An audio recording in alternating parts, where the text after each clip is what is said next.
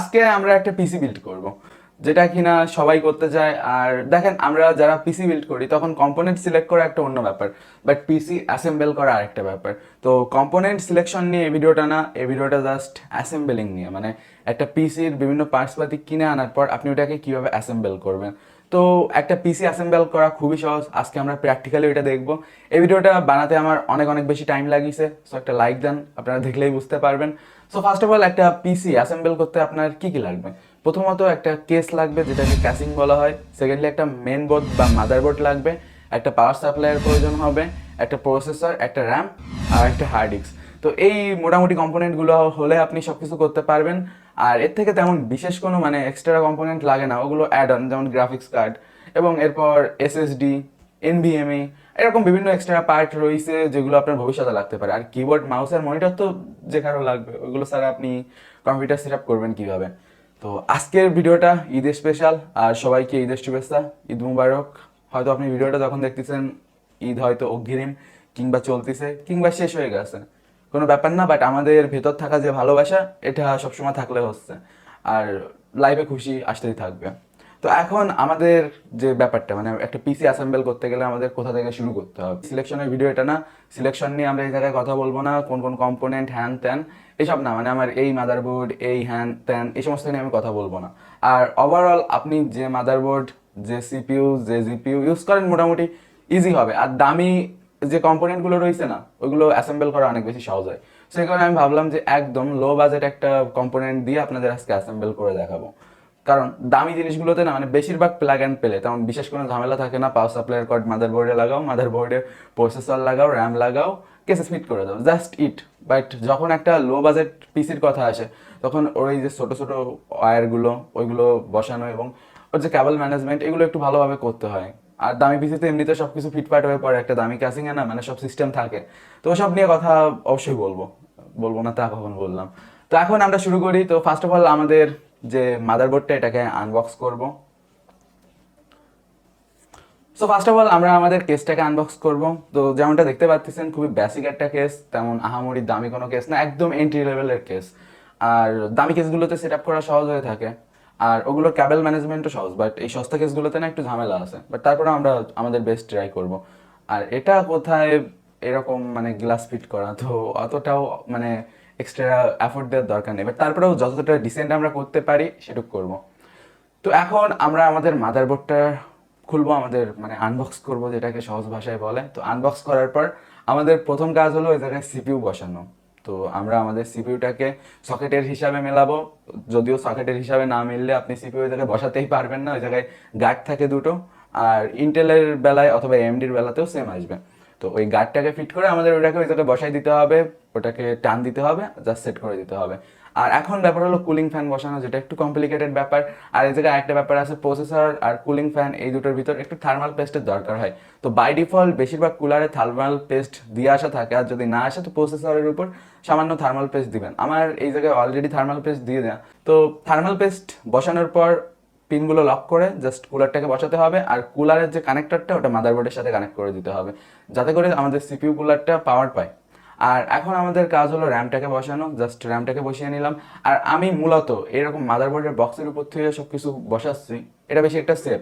আপনি যদি সব কিছু ইনস্টল করে দেন, এই প্রসেসর, র্যাম ট্যাম বসান, তো আমার কাছে ওইগুলো বেশি একটা সেফ মনে হয় না। তো ফার্স্ট অফ অল এটা সেট করে নেন।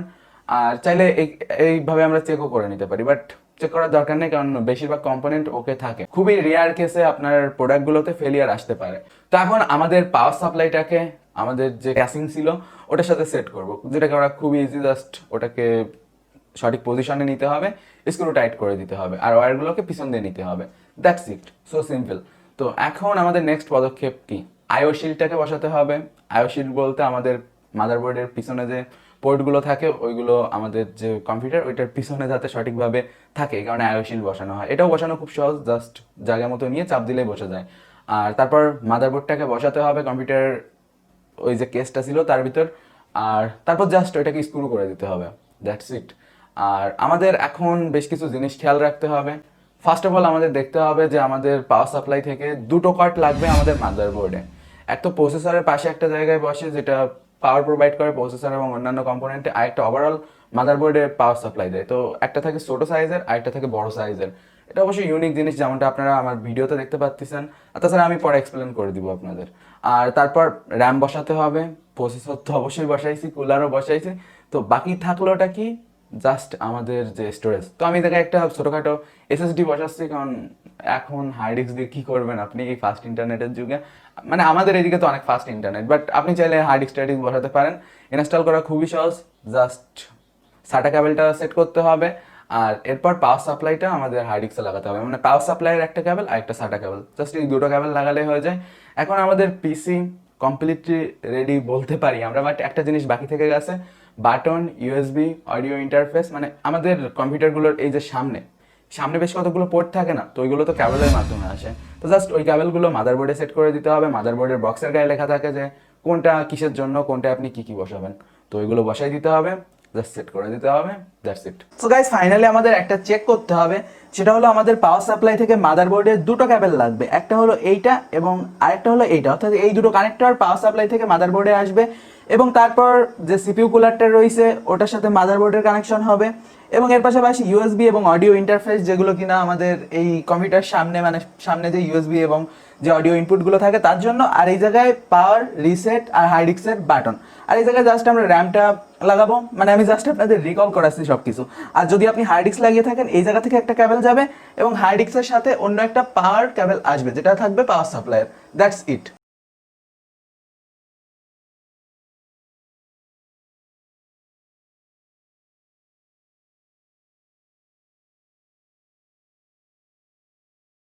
সো গাইস ফাইনালি আমরা উইন্ডোজ সেটআপ করব, নরমালি যেমন ভাবে উইন্ডোজ সেটআপ করতে হয়। তারপর আমাদের পিসিটা ইউজ করার জন্য রেডি।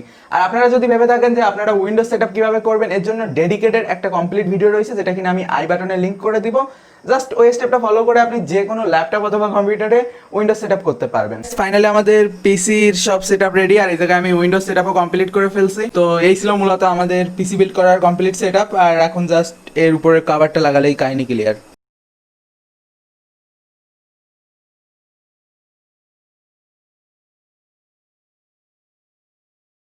সো গাইস ফাইনালি আমাদের পিসি বিল্ড করা শেষ। আর technicalbangla.com ওয়েবসাইটে প্রবেশ করতে হলে আপনি গুগলে গিয়ে টেকনিক্যাল বাংলা লিখে সার্চ করলে আমাদের ওয়েবসাইটটি পেয়ে যাবেন, এবং সার্চ রেজাল্টে সর্বপ্রথম আমাদের ওয়েবসাইটটি আসবে। অথবা আপনি চাইলে আমাদের ইউটিউব চ্যানেল টেকনিক্যাল বাংলার যে কোনো ভিডিও ডিসক্রিপশনে আমাদের ওয়েবসাইটের লিংক পেয়ে যাবেন।